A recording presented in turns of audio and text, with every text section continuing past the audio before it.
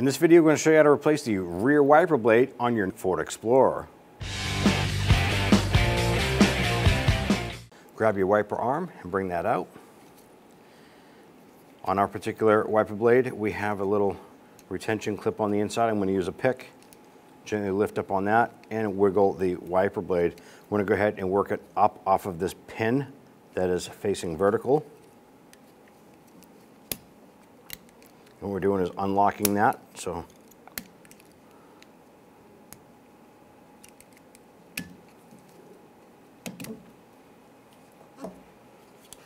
the hole is offset on this here, so you want to make sure that you position it properly. If you put it too far on the opposite side here, it's going to come out here.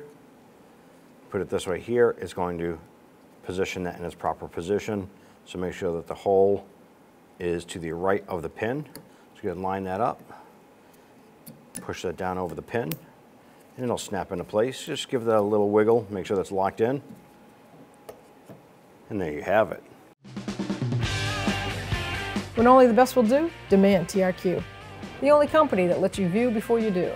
TRQ is committed to offering the highest quality aftermarket auto parts that are engineered for peace of mind.